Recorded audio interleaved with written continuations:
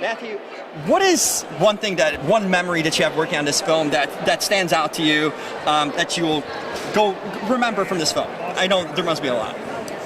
Yeah, there's heaps, man. I mean, look, this whole film was one long song for me to sing.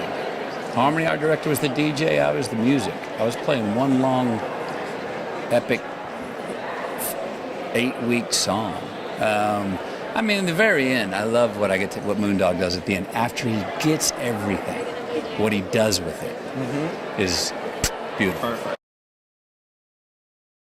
We'll make it quick with you, Jim. Okay. I don't want to take up too much. Love the shirt, by the way. Very cool. Thanks. Where did I get this? I think, it's, Robert Graham, a store in New York. I saw that, and I just come back from Havana. It's very vintage, very much fitting of this movie in a lot of ways. This is my go to the red carpet shirt. I picked it out for this particular one.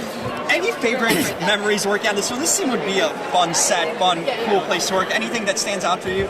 There were a couple of things that really stood out, because when Harmony was directing me in the scene, there's a scene in there where Moondog's kind of losing it on stage, and it happened to be we were shooting at our hotel in Hollywood, Florida, and there was this great old stage that we saved. It was like a Presidium stage that's been there since the 20s.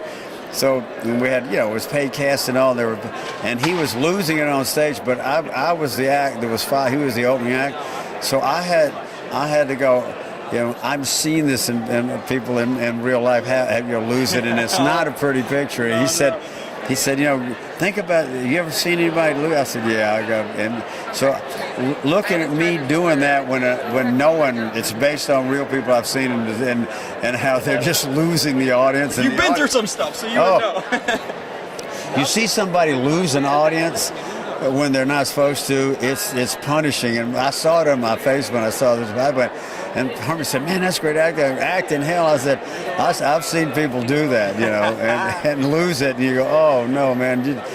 People don't get this chance." Unbelievable. Anything you're currently working on? Anything we can look out for? Yeah, we're going back on the road, and one of the fun things is that it was only, and I never heard the song together, because when we did it as just like an impromptu thing, an ad lib that Harmony asked us to do in the scene, and we started writing the song on the boat.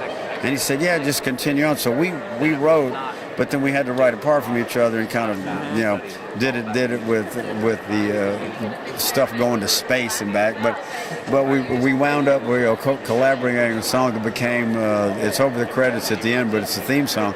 But then when they heard it South by Southwest, people were saying, "Are you going to play Are you going to play the Beach Bum song on the road?" Already people were asking. So we go out on tour on the 23rd of March, so we're working it up. It's all happening. This man never stops working, right? It's fun. Always. Thank you so much. I'm not going to Thank you. Check out the. Hey, Jim Alexander. Nice to meet you at Rio Talker. Tell me your favorite memory of working on this movie. I know there's probably a lot of them, but anything that sticks out in particular? Ooh, well, there are so many. It's hard to even pick one, because it was just such a fun dynamic on set. But like hair and makeup trailer, always love, and I love the people that I was working with here. Just being, I think it's called Star Island in Miami, where everyone's just like in front of this big mansion. Everyone's just having fun and dancing. And then that's the life, really. Yeah, I know, and how everyone got a secondhand high for when that weed was being smoked. So, I mean, all of that created this world that was very unreal and surreal. What's Zach and Matthew like on set and just kind of away from the camera? Anything you learned from him in particular, maybe? Well, I never met Zach because my scenes aren't with him, but what did I learn from Matthew, was the question? I learned a lot from him. I learned a lot. I think just that unfiltered exploration of a character and not second-guessing yourself and just catapulting into whatever happens, that's probably the number one lesson that I learned from Matthew. He's spontaneous, run and go for it. Yeah, run and go for it. Without questioning yourself, without hesitation, you just go and then you see where you fly. How hard is it to contain the laughs, right? Because this movie brings out a lot of laughs. How hard was it to stop it? You know, the offset kind of humor and then onset.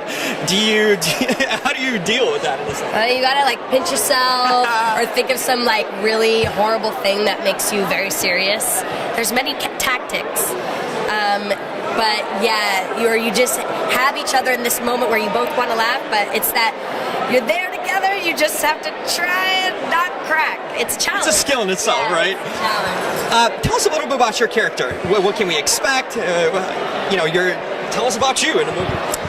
Well, Heather is kind of a grounded figure in the movie. She's not as crazy or absurd, and she loves her dad so much, but also and makes him accountable for the things that he does.